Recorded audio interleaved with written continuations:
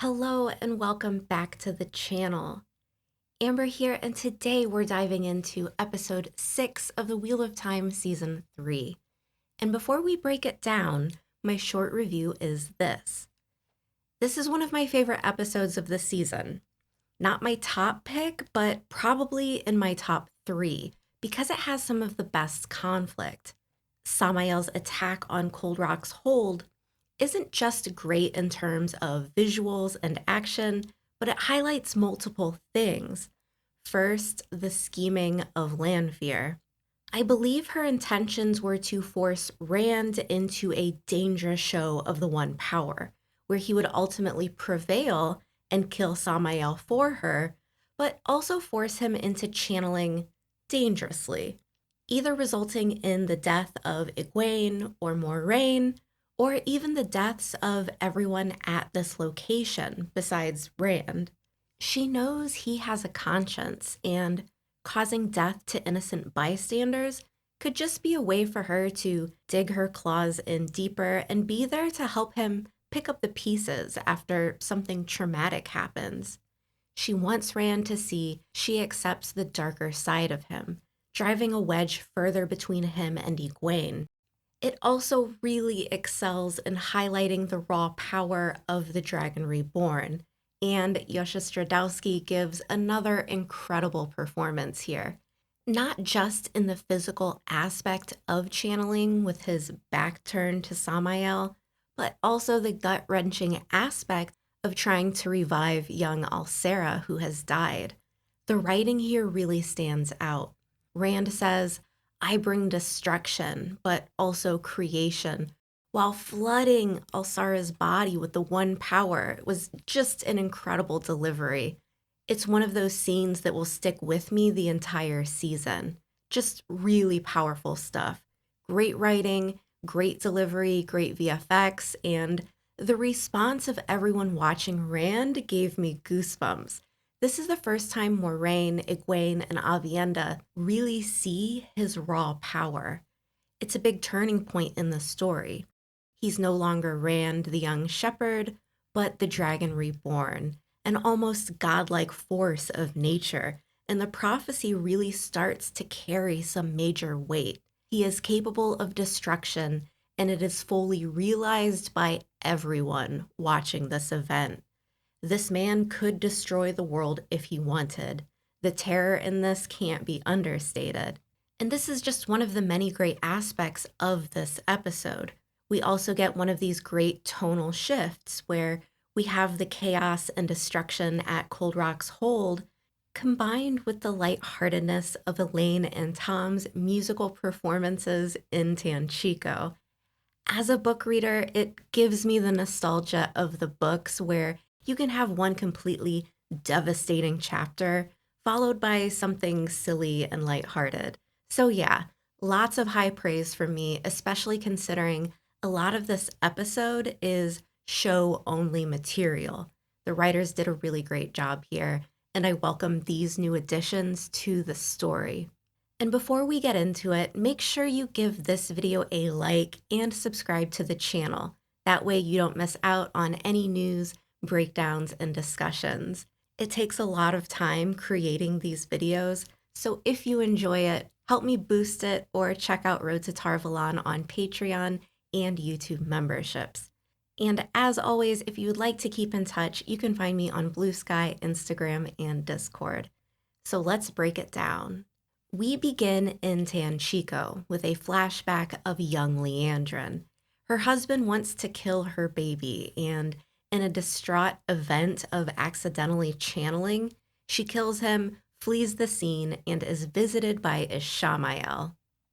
It is really great to see actor Ferris once again, and this isn't book material, but it goes a long way driving home why Leandrin has aligned herself with the side of the shadow. And who could blame her? There are worse things out there than Trollocs, Forsaken, and the Dark One. She was shown kindness where no one else gave it to her. This flashback also puts her age at a little over 100 years old. In the current timeline, Leandrin meets up with Lanfear in the World of Dreams and gets her latest hit list. Anyone working with Ravine has got to go. Also worth noting, Leandrin sees herself as the Amerlin. Craving power will be a theme for her this episode. Later in the World of Dreams, Lanfear visits Moraine, telling her that she has sent a surprise and it's best to let Rand deal with it alone. We then have a sweet moment between Alsara and Rand where she shows him her squashes. Rand touches her spear and dishonors her, but he will harvest her garden to pay off his toe. He's beginning to understand the culture. Back in the Two Rivers, Perrin is injured and Alana is unable to heal him because she's dying. Daze Conger tends to his wounds, wounds that should kill him. Also, plot twist because Padan Fain has arrived in the Two Rivers with dark friends.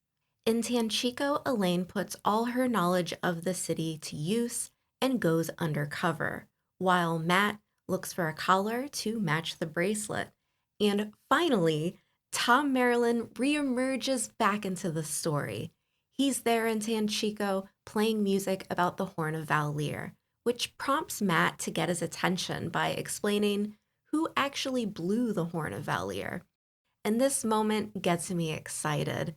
Matt and Tom have great chemistry, and they are one of my favorite duos from the books. I love this little segment, and if we do end up with more seasons, I could see this continuing. In a bar, Min feeds Nynaeve shots and sees a guy who has been in contact with one of the Black Aja sisters, Gian, and we learn she is staying at the old Lunault estate. Cutting to Leandrin, she asks Naomi to use compulsion in a more precise way, but Naomi only knows a rudimentary version of it, saying only the Forsaken can do it correctly. And in what is easily one of the most deranged moments of the series so far, Mogideon continues her reign of terror by sniffing nightgowns, ripping underwear with her teeth, and more spitting into food. In the World of Dreams, Egwene practices with the Wise Ones. They are teaching her how to push someone out of her dreams, which opens the door for another attack by Lanfear. She pulls Egwene into a new location and lies to her, making her think Rand has known this whole time that Lanfear has been torturing her. When she is pulled out, the Wise Ones try to make it clear. In the dream, she needs to believe, and whatever she believes is. Lanfear cannot hurt her if she truly believes she can't. She needs to try again. Rand then tells Moraine he knows what the Sarkarnan is and how to control it, warning her not to submit. Then, when he is barely able to release the one power, he triggers an earthquake, which is some nice foreshadowing. He's strong, very strong, but he lacks control. Back in the Two Rivers, Perrin's wounds heal faster than they should, and herbs alone can't explain it. And Faile shares her hidden truth. She comes from a military family and has a dark friend mother who killed her brother. She walked away to hunt for the horn, so it seems survivor's guilt lingers between the both of them and brings them closer together. In the next scene, Dane and Valda welcome a very bloody Padan Fain into the White Cloak camp. Fain has clearly killed some other White Cloaks and taken their uniforms. And this is significant because the last time Fain showed up in the Two Rivers, he brought a host of Trollocs with him. Back in Tanchico, Tom is told that Rand is the Dragon Reborn and that Matt is the Hornblower. Matt wants his help, but Tom refuses until he sees Elaine and is distracted. Tom knows Elaine because he worked in the Queen's court. And can I just say that Tom is truly one of the most interesting characters? His backstory is significant, but for now we only get a little taste. He then steps in before Elaine is attacked by her admirer, who also recognizes her as the daughter heir of Andor. And I love this moment so much. Tom pretends Elaine is his apprentice and her admirer wants proof. So she has to sing a song. So then she sings The Hills of Tanchico, and I love it. The best part is the humor behind it. Elaine shockingly realizes that the hills of Tanchico are a reference to breasts and plays along with the vulgar innuendo. As the daughter heir, this is really improper, but it's one of the things I love about Elaine. She's a princess and a future queen, but her rebellious streak is really heartwarming. She has a natural curiosity about the world and is typically amused when she learns something outside of her proper upbringing. It's nice to see Elaine take a break from propriety and embrace some good old fashioned boob humor. Back at the bar, Min and Nynaeve are absolutely wasted when some old man casually drops the hottest gossip of the night. Leandrin's entire clan got wiped out, and rumor has it that her ghost did the murdering. Back at the Lunal estate, Leandrin has shielded Naomi and is trying compulsion on her. Naomi has been keeping secrets. She tells Leandrin the collar is in the Panarch's palace. Leandrin kills her and makes a shocking confession. She does not need the Forsaken to help her retrieve the collar, because she's going to become a Forsaken herself. And how does this work? When did she send her CV to the Dark One? I love this for her, and it's a massive curveball. Back in the Two Rivers, Alana is dying, but the Cawthon twins heal her, and Alana is a great teacher, even while on death's door. Maxim stands corrected. Alana was right about the Two Rivers being special. Side note, if you're not familiar with the books, Matt does have a sister, and not only is she a very strong channeler, but she's nearly as powerful as Egwene. However, in the show, she has a twin, which is very exciting. I hope this sets up the characters to have a unique talent. Perhaps they've learned to link and typically channel together, amplifying their power. If that's the case, Alana's army just got a lot more deadly. We move to Perrin as he explains his wolf brother abilities to Fael. She isn't scared of it. He then shows her the drawing of Matt, who is the hornblower. She's mad he didn't tell him sooner, and they kiss. Back in Tanchico, Elaine and Matt are singing. Nynaeve and Elaine look stunned. They meet Tom, and Min explains that they know where Leandrin is. Also, Matt's merchant has found the other bracelet and hands it over. We then get a scene with Ispan and Mogideon, and she asks Ispan who she's waiting for, Samael or Ravine. Ispan tells her Leandrin found out about Naomi and killed her, and Leandrin wants to become a Forsaken. Mogideon then uses compulsion, real compulsion, on Nynaeve and Elaine. She asks Nynaeve why she has blocked herself from the One Power, and Nynaeve responds, I'm afraid of it. My power. All that power. I hate it, I think. They give Mogideon the bracelet, and before she leaves, she cuts Nynaeve's cheek. And when they come to, they can't find the bracelet. Back in the Aiel Waste, the cat is out of the bag about Lanfear, and Egwene confronts Rand about his betrayal.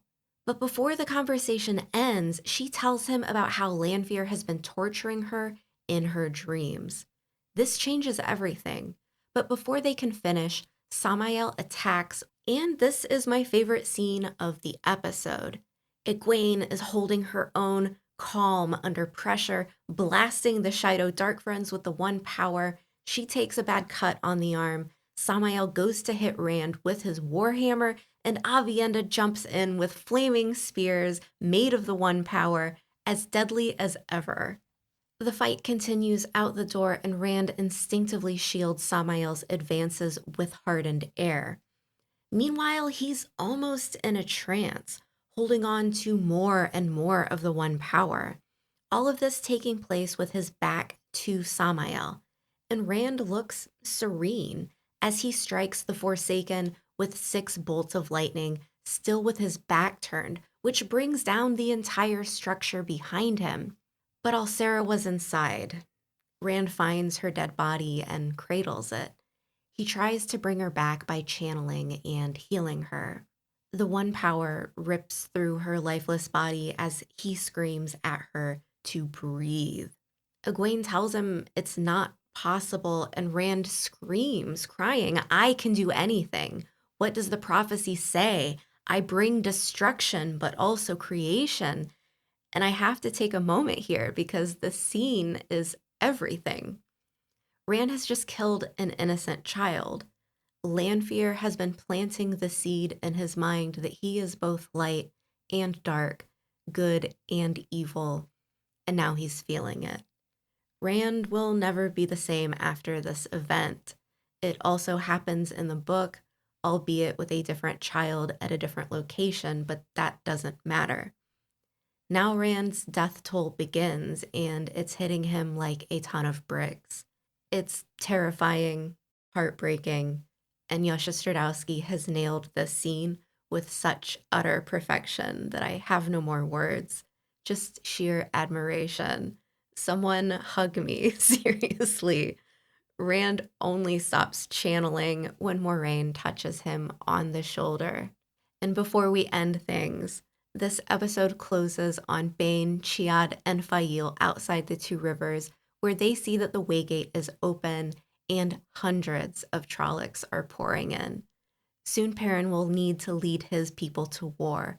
So buckle up because the next episode is going to be another good one. So there it is, another incredibly strong episode from season 3 of The Wheel of Time. And it feels great to see this story come to life in a way that I always knew it could. That wraps things up. Thanks for watching, and if you'd like to help support the channel, check out Road to Tar Valon on Patreon and YouTube memberships. A very special thanks to Aurora Celeste and Ramya. Like and subscribe, keep an eye on this space for more, and I'll see you back next time.